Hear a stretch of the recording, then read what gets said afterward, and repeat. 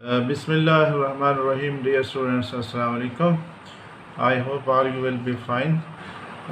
In functional analysis, हम last time norm spaces and other certain their examples and properties की बात कर रहे थे और लास्ट टाइम पे एक डेफिनेशन की थी बानक स्पेस।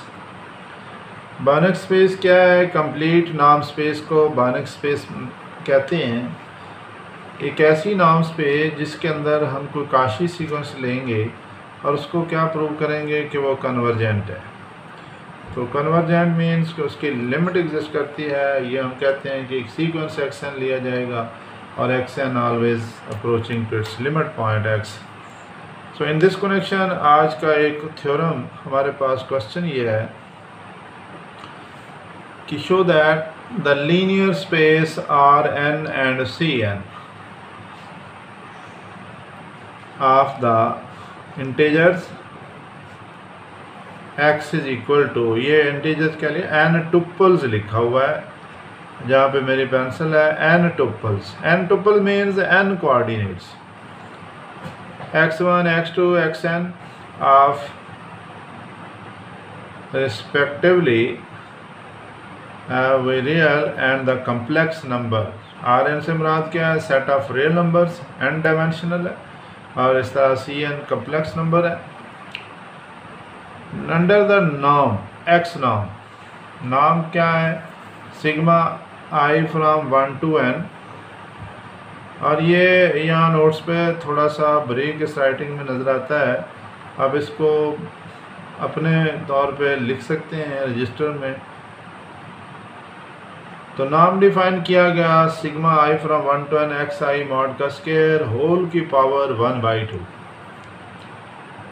अब ये एक क्वेश्चन है कि वेदर आर एन हो या कम्प्लेक्स सिस्टम के तहत सी एन हो, ये दोनों स्पेसेस जो हैं अंडर दिस नाम जो सिग्मा नाम है सम नाम, दीज आर द कंप्लीट नाम स्पेसेस। और जब कंप्लीट नाम स्पेसेस हो जाएंगी तो हम इसको नाम कह सकेंगे कि ये these are the बानक spaces.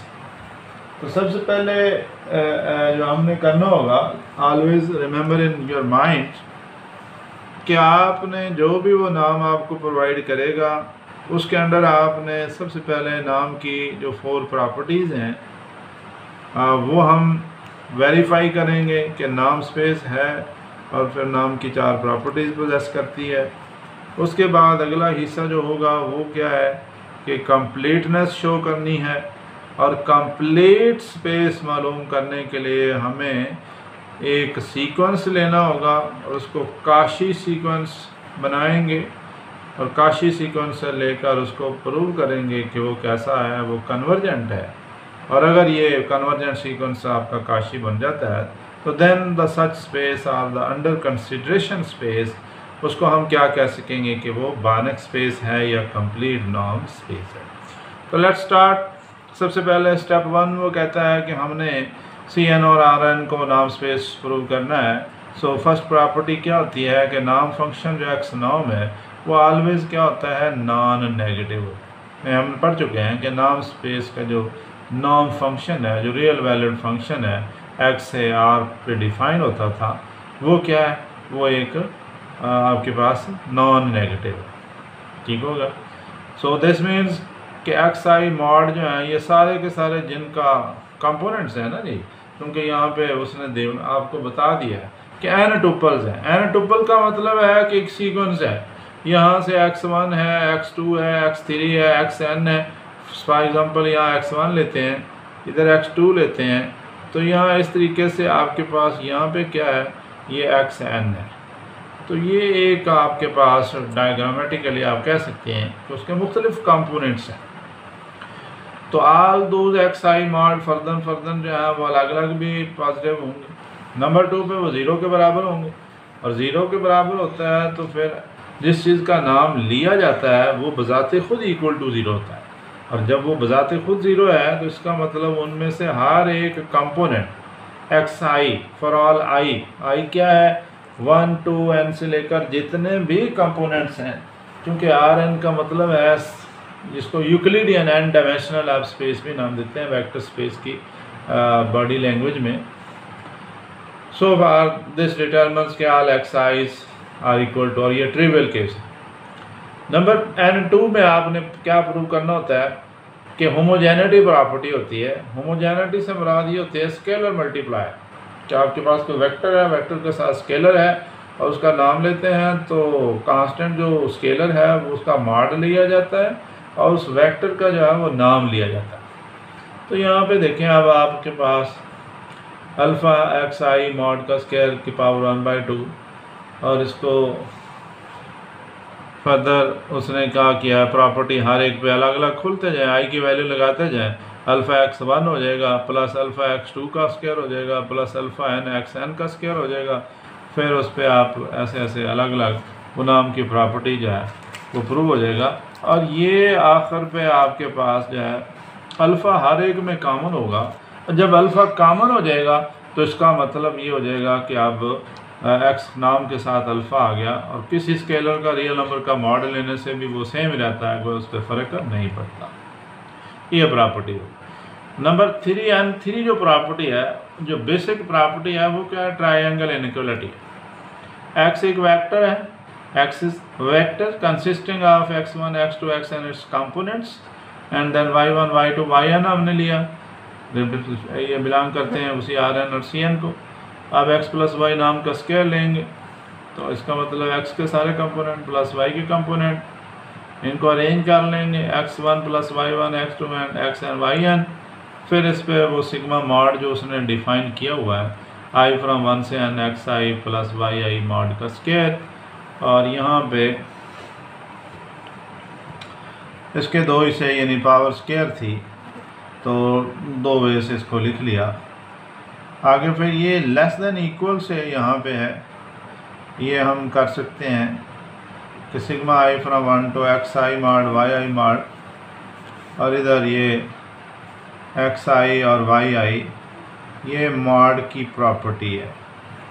Mod की प्रॉपर्टी क्या होती है कि x प्लस y मॉड जो होता है वो always less than x mod plus y mod. ये आपको पता है कि दो चीज़ों के अलग अलग अगर वो मॉड एब्सोल्यूट वैल्यू हम लिखें तो वो लेस दैन कहता है। तो ये तो चीज़ उस शक्ल में आपके पास है।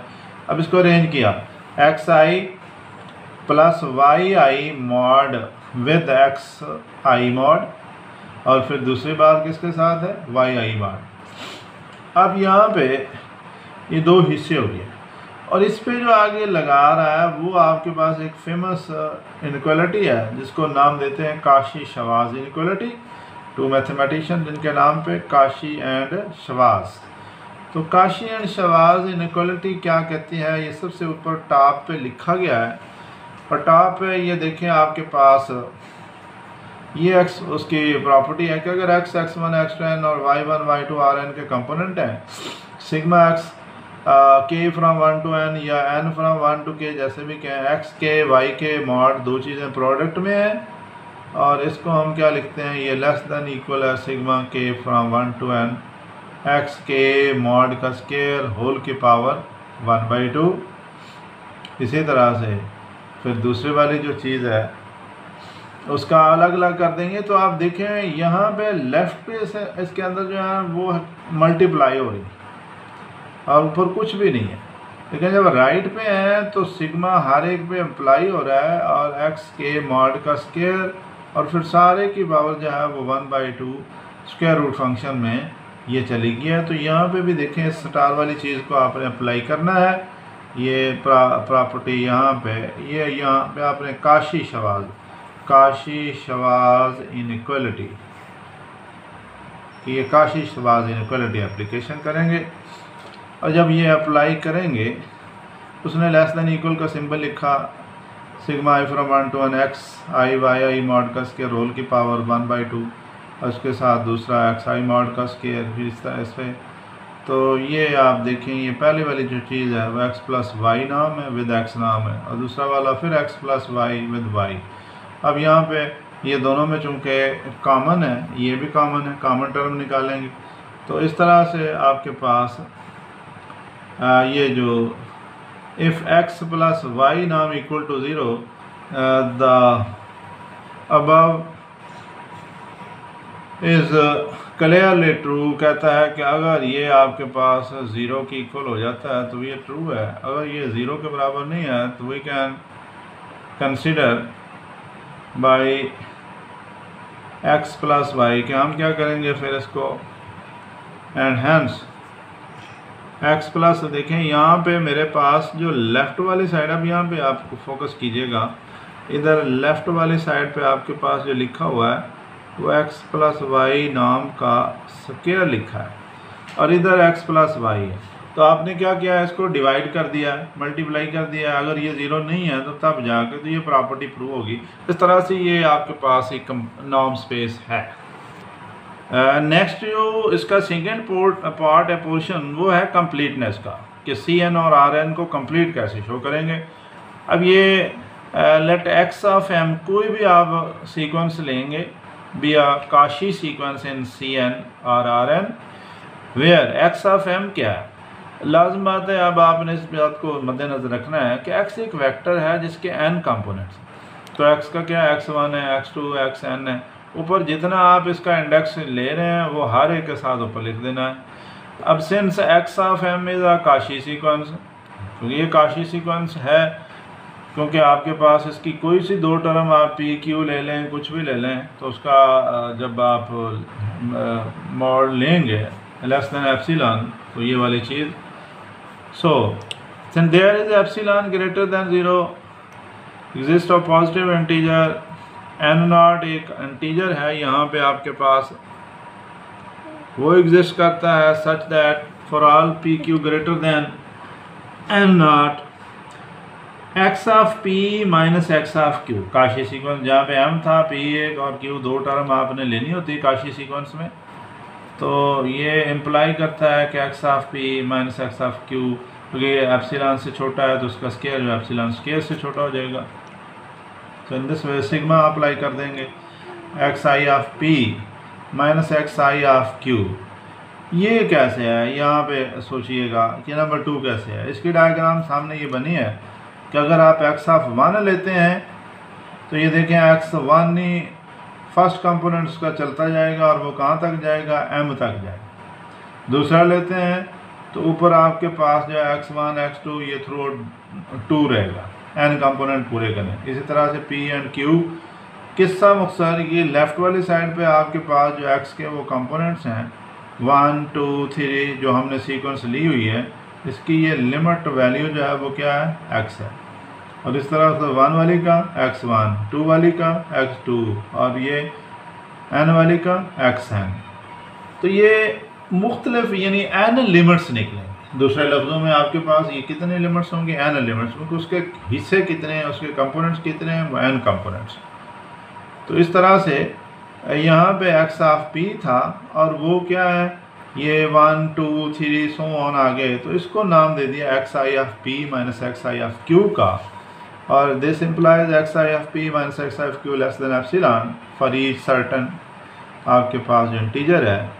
This shows that the sequence x I of p is a Cauchy sequence of complex numbers for each fixed but arbitrary sense. और ये अब आपको पता है कि रियल नंबर सिस्टम जो R है और C है, ये इनके मतलब हमें पता है कि they are the complete fields, completeness इनके अंदर है। सो कन्वर्ज करते हैं पॉइंट से एक्स आई को इन C और R, तो लिमिट ले लेंगे p goes to infinity X I of p is equal to X I. इस तरह q भी लिमिट लेंगे तो वो भी आपके पास सेम निकलेगा। तो हमने क्या है ना, लिमिट्स ले ली हैं और ये कंपोनेंट्स हैं।